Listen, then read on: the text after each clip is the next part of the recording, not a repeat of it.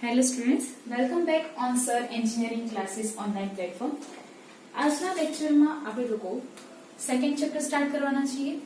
એટલે કે તમારું જે ફર્સ્ટ ચેપ્ટર હતું એની જેટલી ટર્મિનોલોજી તમને ખબર હોવી જોઈએ એ બધી મેં કમ્પ્લીટ કરેલી છે બાય પીપીટી અથવા તો પીપીટી ના વિડિયોઝના ફોર્મમાં. હવે તમે લોકોની જે ટર્મ્સ બાકી રહી છે એ જેવી રીતે આપણે નેક્સ્ટ ચેપ્ટર ભણતા જશું જ્યારે એ ટર્મિનોલોજીની નીડ હશે એ સમયે હું તમને એક્સપ્લેન કરીશ અને એ પણ બહુ ડિસ્ક્રિપ્શનમાં એટલે કે બહુ સારી રીતે અને લોંગ વેમાં તમને એ હું એક્સપ્લેન કરીશ. જેટલી તમારે જાણવાની વસ્તુ હતી એ મેં તમને બધી કહી દીધી છે. તો આજે આપણે સ્ટાર્ટ કરીએ સેકન્ડ ચેપ્ટર. હવે તમારા લોકોનો ડાઉટ હતો કે કોલેજમાં તમને બહુ વધારે લોડ આપે છે મેમ કે અમારથી નથી થતું, તો હું જેવી રીતે વિડીયોઝ બનાવું છું એ ઓલમોસ્ટ વધીને 25 to 30 મિનિટ્સ છે. તો ઇઝીલી તમે લોકો એને વોચ કરી શકો છો, રાઈટ? અને 25 મિનિટ્સ એટલે નથિંગ, તમારી પાસે 24 અવર્સ છે, એમાં 25 મિનિટ્સ કાઢવી એટલે કઈ જ વાત નથી. હવે કાન દુખે છે, હેડફોન્સ ભરાય તો નોર્મલ સાંભળો, એટલો સાઉન્ડ ક્વોલિટી આપી જ છીએ તમને કે તમે હેડફોન્સ નહીં ભરાવો તો પણ ચાલશે.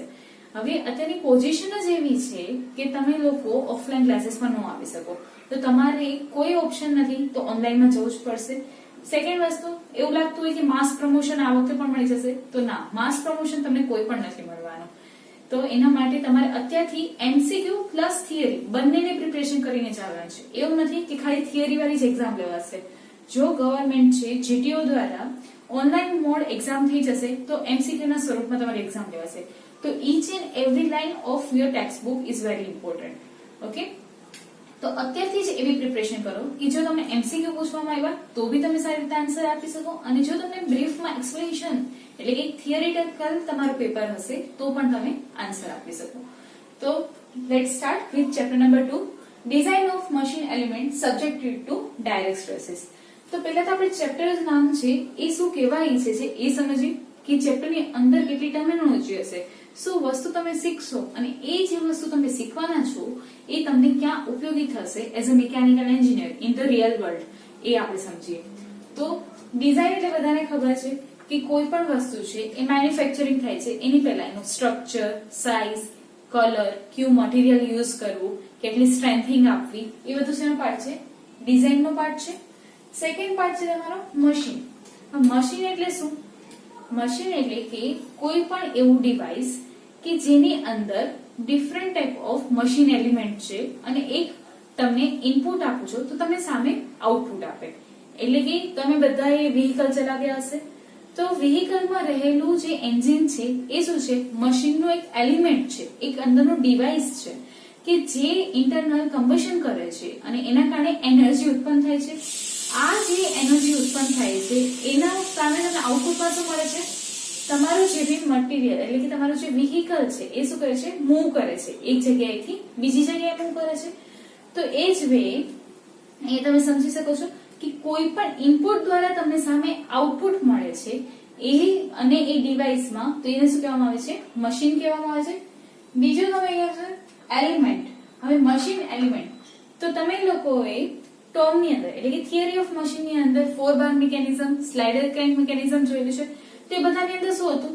લિંક છે એ જોઈન થતી હતી અને એક પણ લિંક છે મૂવ કરતી હતી તો બીજી લિંક પણ મૂવ કરતી હતી. ટૂંકમાં તમે એક લિંકને રોટરી મોશન અથવા રેસિપ્રોકેટ કરતા હતા તો સામે બીજી લિંક છે એ શું કરતું હતું? મોશનમાં આવી જતું હતું. એટલે કે એવું કોઈ પણ ડિવાઇસ કે જેને તમે મોશનમાં ડાયરેક્ટલી નાખી શકો છો. તો એ શેની અંદર આવી જશે? તમારું મશીન એલિમેન્ટ. તો મશીન બધાને સમજાણું અને મશીન એલિમેન્ટ. તો મશીન એલિમેન્ટ જે છે એ મશીનનો પાર્ટ છે, પણ મશીન જે છે એ મશીન એલિમેન્ટનો પાર્ટ નથી. એટલે કે વાઇસ વર્સા ઇફેક્ટ નથી દર્શાવતી. ટૂંકમાં મશીન છે એ મશીન એલિમેન્ટનો પાર્ટ છે. હવે આપણે વાત કરીએ સબ્જેક્ટેડ ટુ ડાયરેક્ટ સ્ટ્રેસીસ. હવે ડાયરેક્ટ સ્ટ્રેસીસ નો સવાલ આવ્યો તો તમે થતો હશે કે ડાયરેક્ટ સ્ટ્રેસીસ કઈ રીતે? તો અહીંયા હું એક રોડ લઉં છું. આ જે રોડ છે એ બંને બાજુથી P જેટલા ફોર્સ લાગેલું છે, રાઈટ? હવે P જેટલા ફોર્સ શું થશે? વચ્ચેથી ક્યાંકથી શું થશે? બ્રેક થશે. તો બ્રેક થશે તે કેવું દેખાતું હશે? આ પ્રકારનું કંઈક દેખાતું હશે. અને અહીંયા શું થતું હશે? સામે એટલા ઇન્ટરનલ ફોર્સ થશે. સ્ટ્રેસ જે છે શું છે? તમે લોકો જોઈ શકો છો? ના, એક્સટર્નલ ફોર્સ તમે જે એપ્લાય કરો છો, જેમ કે કોઈ માણસ એક બ્લોકને લઈને ખસીને ચાલે છે તો એ શું થઈ ગયું, એક્સટર્નલ ફોર્સ અપ્લાય કરે છે. પણ સ્ટ્રેસ જે ટર્મિનોલોજી છે એ તમે નથી જોઈ શકતા. લાઈક અ હ્યુમન બોડીમાં બી શું હોય છે, તમારો જ્યારે વર્કલોડ વધી જાય તો તમને શું ફીલ થાય, સ્ટ્રેસ ફીલ થાય છે. બટ સામેવાળાને ખબર પડે છે કે તમને સ્ટ્રેસ ફીલ થાય છે નહીં. કેમ? કારણ કે ઇન્ટરનલ વસ્તુ છે. સેમ ફોર ધ મટીરિયલ, કે કોઈ રોડ લીધેલો છે એના પર તમે એક્સટર્નલી ફોર્સ અપ્લાય કર્યા રાખો છો, તો એ ફોર્સની જે ઇફેક્ટના કારણે પ્રોડ્યુસ થતો સ્ટ્રેસ છે એ પણ શું છે, ઇન્ટરનલ છે. એ દેખાતો નથી, પણ થોડા સમય પછી જો એ ફોર્સની લિમિટ વધી જાય તો એ શું થઈ જાય છે, ફ્રેક્ચર થઈ જાય છે. તો એ જ રીતે આ જે છે એ શું છે, તમારો ફોર્સ એટલે કે P જે લગાડ્યો છે એના જ અલગ અલગ સ્વરૂપ છે, કે P/N જેટલા નંબર્સમાં એ શું થાય છે, અલગ અલગ પોઈન્ટ પર લાગેલું છે. અને આ તમારો શું થઈ ગયો, એક એરિયા થઈ ગયો જેનો ડાયામીટર શું છે, અહીંયા D છે. અને અહીંયા તમે જોશો 3D માં એને વિઝ્યુઅલાઇઝ કરો કે આ છે સર્કલ, એ તમારી બહાર આવે છે અને એક આખો રોડ જે છે એ અંદર એક તરફ બોર્ડમાં જાય છે. તો તમને જે સર્કલ દેખાય છે તો સર્કલનો એરિયા શું હોય, તો કે π/4 d². તો ડાયરેક્ટ સ્ટ્રેસીસ નો મતલબ શું છે કે તમે કોઈ પણ ફોર્સ લગાડો એની ડાયરેક્ટલી તમારા મટીરીયલ પર ઇફેક્ટ જોવા મળી. હવે અહીંયા વિચારો કે હું કોઈ પ્લેટ રાખી દઉં, અહીંયા બંને એક આખો રોડ છે એની વચ્ચે કોઈ સ્લોટ છે અને આ સ્લોટની વચ્ચે પ્લેટ છે.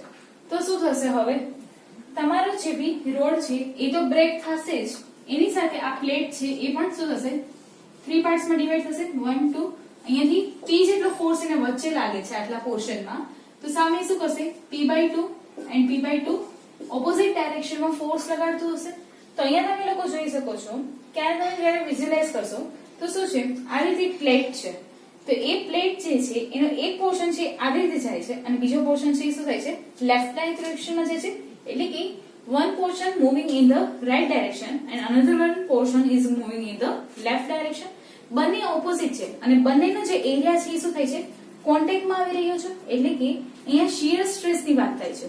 હજી સુધી આપણે જ્યારે ખાલી રોડને બ્રેક કર્યો તો પછી ત્યારે શું આવ્યું, નોર્મલ સ્ટ્રેસ આવ્યો, કારણ કે એરિયા જે છે એની શું થતું, બારે આવે છે ફોર્સ. જ્યારે એની વચ્ચે પ્લેટ રાખી તો પ્લેટ પર શું ઇફેક્ટ જોવા મળી, તમે જ્યારે રોડ પર ફોર્સ લગાવી રહ્યા છો તો કે પ્લેટ જે છે એ પણ બ્રેક થાય છે અને એ બ્રેક છે એ કેમ થાય છે, 2 પાર્ટ્સમાં થાય છે. એટલે કે વચ્ચેનો પાર્ટ ઉપર અને નીચે બે અલગ અલગ પાર્ટ છે.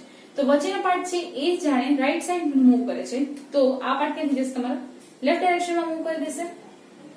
તો એ પ્રમાણે તમે અહીં જોઈ શકો છો કે જે પ્રમાણે તમે એક જ ફોર્સ લગાવ્યો છે, એક જ એક્સટર્નલ ફોર્સને લીધે પણ ઘણા બધા પ્રકારના સ્ટ્રેસ ઉત્પન્ન થતા હોય છે ડિફરન્ટ ટાઈપની બોડીઝમાં. ખાલી રોડ લીધો છે ત્યારે અલગ છે, રોડની અંદર કોઈ વસ્તુઓ એટેચ કરી છે ત્યારે પણ અલગ છે. તો નોર્મલ ફોર્સને કારણે ઉત્પન્ન થતા જે ડાયરેક્ટ સ્ટ્રેસીસ છે, એટલે કે જો તમે એક પેન લીધી અને પેનને ટોર્શન આપો છો, એને બેન્ડ કરવાની ટ્રાય કરો છો, તે શું થઈ ગયું, બેન્ડ થાય છે, એની સાથે એની અંદર સ્ટ્રેસ ઉત્પન્ન થાય છે. તો એ ડાયરેક્ટ નથી કહેવાય. એ શું કહેવાય, બેન્ડિંગ તમે આપી રહ્યા છો, તમે જે ટોર્શન આપી રહ્યા છો એ તમારું ડાયરેક્ટ ફોર્મ છે, પણ અંદર ઉત્પન્ન થતો જે સ્ટ્રેસ છે એ શું થઈ જશે, ઇનડાયરેક્ટ ફોર્મ છે. જ્યારે અહીંયા શું છે, ફોર્સ તમે જે આપી રહ્યા છો એ ફોર્સને કારણે ઉત્પન્ન થતા સ્ટ્રેસીસ છે એ શું થઈ જશે, ડાયરેક્ટ છે. એટલે કે તમે જે પણ વસ્તુ આપેલી છે એક્સટર્નલી એની ડાયરેક્ટ ઇફેક્ટ તમારા જે બોડી છે એની અંદર ઉદ્ભવે છે, તો એ શું થઈ જશે, ડાયરેક્ટ સ્ટ્રેસીસનો પાર્ટ થઈ જશે. પણ જો તમે અહીંયા ટોર્શન આપો છો, એટલે કે ડાયરેક્ટમાં તમે ટોર્શન આપ્યું પણ અંદર શું થાય છે, સ્ટ્રેસ ઉત્પન્ન થયેલો છે એ અલગ સ્વરૂપે છે, તો એ શું થઈ જશે, ઇનડાયરેક્ટ ફોર્મ ઓફ સ્ટ્રેસ થઈ જશે. તો આ ચેપ્ટરમાં આપણે ખાલી ડાયરેક્ટ સ્ટ્રેસ વિશે જ વાત કરીશું. હવે આપણે અહીંયા જોઈએ આ ચેપ્ટરમાં બીજા કેટલા એલિમેન્ટ્સ વિશે વાત કરવાના છીએ. તો આની અંદર આપણે 4 વસ્તુ છે એ કવર કરશું. One is a quarter joint, second one is a knuckle joint, third one is a rivet joint and fourth one a threaded joint. આ ચારેય જોઈન્ટ છે એની ડિઝાઇન જોઈશું કે કઈ રીતે ફેઇલર થાય છે. જ્યારે પણ તમે ડિઝાઇન સમજો છો તો ડિઝાઇનનો મતલબ શું છે કે ડિઝાઇન તમે એના માટે નથી કરતા કે ઓલરેડી વસ્તુ બનેલી છે એને તમે એક્સટર્નલ સ્વરૂપ દેવા માટે કે એને કંઈક ચેન્જ કરી દઈએ, ના. તમે ડિઝાઇન એટલા માટે કરો છો કે એ બોડી જે છે કયા મટીરિયલમાંથી બનેલી છે અને એ ક્યારે ફેઇલર થશે, તો એ ફેઇલર ન થાય એના માટે કેટલું ડાયામીટર રાખવું જોઈએ, કેટલી થિકનેસ રાખવી જોઈએ, આ બધા જ પાર્ટ છે એ છે ડિઝાઇનના. ખાલી તમે ડિઝાઇન એટલે કે ડ્રો નથી કરવાનો, એ ડિઝાઇનની અંદર તમારે એવી એનાલિસિસ કરવાનું છે કે એની અંદર કેટલા સ્ટ્રેસીસ લાગે છે, અને આ સ્ટ્રેસના કારણે એ કેટલો બ્રેક થશે અને આ બ્રેક થશે તો એ કયા ડાયામીટરે કઈ થિકનેસે બ્રેક થશે, કેટલા સ્ટ્રેસ ઉત્પન્ન થશે ત્યારે બ્રેક થશે, એના વિશે આપણે વાત કરીશું. તો આ ચારેય જોઈન્ટ છે એના આપણે ડિટેલમાં ભણશું. આ ચારેય જોઈન્ટ છે એકબીજાથી કઈ રીતે ડિફરન્ટ છે, કયો જોઈન્ટ છે એ ક્યારે યુઝ કરવો જોઈએ, મારે કોઈ બે વસ્તુને ડાયરેક્ટલી જોઈન્ટ કરી છે કોએક્શિયલ ત્યારે કયો કરવો જોઈએ, એક વસ્તુને મારે દિવાલની અંદર રાખવી છે તો કયો જોઈન્ટ યુઝ કરવો જોઈએ, બધા વિશે આપણે વાત કરીશું. તો હવે પહેલા આપણે લોકો ક્વાર્ટર જોઈન્ટ સ્ટાર્ટ કરીએ.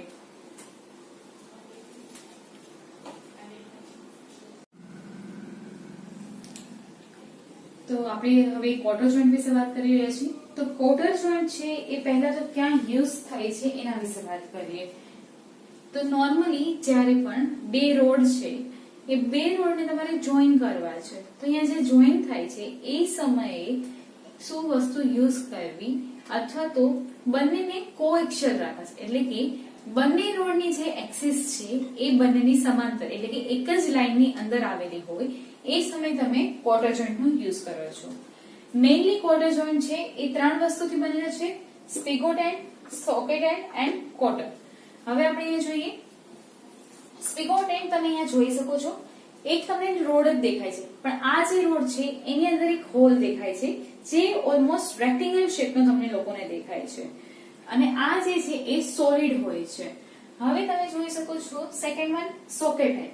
તો સોકેટ એન્ડમાં તમે લોકો જોશો કે આ જે તમારો સોકેટ હતો એ હોલો છે, એટલે કે સોલિડ તમારું જે હતું સ્પિગોટ જે હતું એના કરતા મોટું છે અને તમારો જે સ્પિગોટ છે એ સોકેટની અંદર આવેલો છે. તો સોકેટ એન્ડ જે છે એ કેવું છે? હોલો છે. આની અંદર બી તમે નોટિસ કરી શકો છો અહીંયા કે એની અંદર બી શું છે? હોલ આવેલો છે. તો આ બંનેના જે હોલ છે એ કઈ રીતે વર્ક કરતા છે? તો સમજો કે આ તમારો જે સ્પિગોટ છે એના ઉપર હોલો આવી ગયો તો આ બંનેના હોલ જે છે એ સમાંતર આવી જાય છે અને એકની સાઈઝ વધારે છે જ્યારે બીજાની સાઈઝ ઓછી છે, એટલે કે સ્પિગોટ જે છે એની સાઈઝ નાની છે, એ સોલિડ છે અને સોકેટ એન્ડ તમારો જે છે રોડ એ શું છે? સાઈઝ મોટી છે. આ એન્ડ લખેલા છે એનો મતલબ એવો નથી કે ખાલી નાનો પાર્ટ છે, એ આખા શું છે? બે રોડ છે પણ એક રોડ છે સોલિડ છે અને અનધર વન રોડ છે એ શું છે? હોલો છે. એટલે બંનેના અલગ નામ આપવામાં આવેલા છે. અને આ બંનેનો જે હોલ થાય છે એ હોલની વચ્ચે તમે અહીંયા નોટિસ કરી શકો છો કે એક પ્લેટ આવી ગઈ છે. તો આ જે પ્લેટ છે એ છે ક્વાર્ટર. આ ક્વાર્ટર જે છે એનો જે શેપ છે એ વેડ્જ ટાઈપનો હોય છે અથવા તો ટેપર ટાઈપનો છે. તમે લોકોએ ઓટોકેડમાં નોટિસ કરેલું હશે કે જ્યારે ટેપર બનાવો છો તો કયા શેપનું બનેલું હોય છે કે ઉપરથી તમારું જે બોડી છે એ શું હોય છે? રેક્ટેંગલ દેખાતું હોય પણ એ નીચે જતા જતા શું થાય છે? એની જે લેન્થ છે એ સેમ રહે છે પણ એની વિડ્થ છે એ શું થતી જાય છે? ઓછી થતી જાય છે. તો એ પ્રકારે ક્વાર્ટર જોઈન્ટ હોય છે. હવે તમે અહીંયા જોઈ શકો છો કે એક આખી એસેમ્બલી દેખાય છે તમે લોકોને કે એક જગ્યાએથી સ્પિગોટ એન્ડ આવેલું છે, બીજી જગ્યાએથી સોકેટ એન્ડ આવેલું છે અને આ બંનેનો જે હોલ દેખાય છે એ હોલ વચ્ચે તમે લોકો ક્વાર્ટરને એડ કરો છો. હવે આનો યુઝ ક્યાં થયો? એ મેં તમને કીધું કે કોએક્શિયલ જે છે જ્યારે તમારે બે શાફ્ટને જોઈન કરવા છે એના માટે ક્વાર્ટર જોઈન્ટનો યુઝ કરી છે. તો આના પહેલા આપણે એડવાન્ટેજીસ જોઈએ કે આના એડવાન્ટેજીસ શું છે. તો ઇઝીલી તમારું જે છે એ જોઈન થઈ જાય છે અને આ ક્યાં જગ્યાએ તમે જોયેલું હશે તો તમે બધાએ થિયરી ઓફ મશીનમાં ફ્લાયવ્હીલ ભણેલું છે. આ ફ્લાયવ્હીલમાં તમે સ્પ્લિટ ફ્લાયવ્હીલ જોયેલું હશે. આ જે સ્પ્લિટ ફ્લાયવ્હીલ છે એની અંદર જે સ્પ્લિટ પોર્શન છે એટલે કે જે હોલ વાળો પોર્શન છે એને જોઈન કરવા માટે તમે ક્વાર્ટર જોઈન્ટનો યુઝ કરી રહ્યા છો. બીજી સ્ટીમ જે છે સ્ટીમ એન્જિન એમાં જે પિસ્ટન અને સ્ટીમ એન્જિનનો જે હેડ છે એ બંનેને કનેક્ટ કરવા માટે ક્વાર્ટર જોઈન્ટ થાય છે. એન્ડ ધ ઇઝીએસ્ટ વન કે જ્યારે બી તમારે બે શાફ્ટને જોઈન કરવા છે એના માટે બી તમે ક્વાર્ટર જોઈન્ટનો યુઝ કરી શકો છો. એડવાન્ટેજ એ છે કે ફોર્જ મેન્યુફેક્ચરિંગ પદ્ધતિથી આ થાય છે એટલે કે ઇઝીલી થઈ જાય છે. પણ ડિસએડવાન્ટેજ એ છે કે બહુ ટાઈમ કન્ઝ્યુમિંગ કરે છે. ઇઝીલી થાય છે કારણ કે ફોર્જમાં તમારે એટલું એને ટાઈમ નથી આપવો પડતો કે તમારે એટલી મહેનત નથી કરવી એની પાછળ, પણ જ્યારે એ ટાઈમ કન્ઝ્યુમિંગની વાત આવે ને કોસ્ટની વાત આવે તો એ બહુ હેવી તમને પડે છે. એટલે કે કોસ્ટ એની બહુ હાઈ હોવાને કારણે એ થોડુંક ઓછું યુઝ કરવામાં આવે છે આમ તમે જોઈ શકો તો પહેલાના જમાનામાં બહુ યુઝ હતું, હવે તો એ ઓલમોસ્ટ નેગ્લિજેબલ એટલે કે નિગ્લેક્ટ જ કરવામાં આવેલું છે આ જોઈન્ટને. બીજું એનો મેઇન ડિસએડવાન્ટેજ વિશે વાત કરીએ તો આ જ્યારે શાફ્ટને જોઈન કરે છે એ સમયે કોટર જોઈન્ટ છે એ ખાલી લિનિયર મોશન માટે યુઝ થાય છે. જો તમારા શાફ્ટ છે એ રોટેટિંગ મોશનમાં હોય તો તમે કોટર જોઈન્ટનો યુઝ નથી કરી શકતા.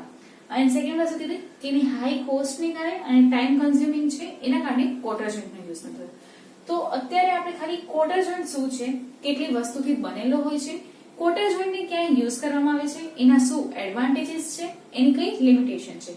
એની લિમિટેશન છે એ મેઇનલી યાદ રાખજો કે બધા તમે ચાર જે જોઈન્ટ ભણવાના છો, કોટર જોઈન્ટ, નકલ joint, rivet joint, threaded joint, તો બધાની કઈક લિમિટેશન છે. એના કારણે તમે બીજો જે જોઈન્ટ છે એ યુઝ કરવાનું સ્ટાર્ટ કર્યું છે. તો કોટર જોઈન્ટની લિમિટેશન શું છે કે બે શાફ્ટ છે એને જોઈન કરે છે, એનું જ્યારે લિનિયર મોશન હશે એ થવા દેશે, પણ જ્યારે રોટરી મોશનની વાત આવે છે તો એ નથી થવા દેતો. તો કોટર જોઈન્ટ અહીંયા આપણે કમ્પ્લીટ કરીએ છીએ. નેક્સ્ટ લેક્ચરમાં આપણે લોકો આની ડિઝાઇન વિશે વાત કરીશું. હવે ડિઝાઇન એટલે કઈ રીતે કે આ જે જોઈન્ટ છે એના પર જો કોઈ ટેન્સાઇલ ટાઈપનો લોડ લાગી રહ્યો છે, એટલે કે એક્સટર્નલ ફોર્સ જે તમારો છે એ ટેન્સાઇલ છે, તો એના કયા પાર્ટ પર કયો પ્રકારનો સ્ટ્રેસ આવશે. જેમ કે અને સ્ટ્રેસના પણ ટાઈપ, જેમ કે નોર્મલ સ્ટ્રેસ છે એમાં ટેન્સાઇલ છે, કમ્પ્રેસિવ છે, શિયર સ્ટ્રેસ છે કે તો આ પ્રકારના જે બધા સ્ટ્રેસ છે એ કયા પાર્ટ પર કઈ રીતે લાગશે, એની અંદર કયો એરિયા છે ઇફેક્ટેડ થશે આખા તમારા આ કોટર જોઈન્ટમાં. કે શું રોડ તૂટશે કે તમારું કોટર છે એ સ્પ્લિટ થઈ જશે એટલે કે એ બ્રેક થઈ જશે, કે પછી આ સોકેટનો જે કોલાર છે એ કોલાર છે એ બ્રેક થઈ જશે. કે આનો કયો ડાયમેન્શન છે, કારણ કે તમે જોઈ શકો છો દેખાય છે એક રોડ પણ પછી કોલાર પણ તમને બે પ્રકારની દેખાય છે, વચ્ચે કોટર આવી ગયો, એ હોલ જે છે એની થિકનેસ શું હશે, કેટલી લેન્થમાં એ છે, એટલે કે વિડ્થમાં પણ કઈ રીતે છે, કયા પાર્ટથી કયો પાર્ટનું કેટલું ડિસ્ટન્સ છે, આ બધા વિશે આપણે વાત છે એ ડિઝાઇનની અંદર એટલે કે કઈ રીતે ડિઝાઇન કરવું એના વિશે વાત કરશું, એની અંદર સમજીશું. ડિઝાઇનનો મેઇન પાર્ટ એ જ છે કે તમારે કોટર જોઈન્ટનો ફેલિયર થતા રોકવાનું છે. તો કેટલી તમે વિડ્થ રાખશો, કેટલું ડાયામીટર રાખશો, એ પ્રમાણે તમે ડાયામીટર, વિડ્થ અને એ સ્ટ્રેસીસ ક્યાં લાગે છે એના કારણે થાય છે એ ફાઇન્ડ કરશો. તો નેક્સ્ટ લેક્ચરમાં ડિઝાઇન વિશે વાત કરશું, પણ એની પહેલા તમે લોકો સ્પીગોટ, સોકેટ અને કોટર આ ત્રણેયને ડિટેલમાં માઇન્ડમાં રાખી દો કે સ્પીગોટ વાળો પોર્શન કયો છે તો કે સોલિડ વાળો, સોકેટ વાળો પોર્શન કયો છે તો કે હોલો વાળો, કોટર છે એ કેવું છે તો કે ટેપર છે, સેમ એની વિડ્થ નથી, એ તમે અહીંયા જોયું છે. તો એ પ્રકારે તમે વિઝ્યુઅલાઇઝ કરો અને યાદ રાખી લો. તો સી યુ સૂન ગાઈઝ.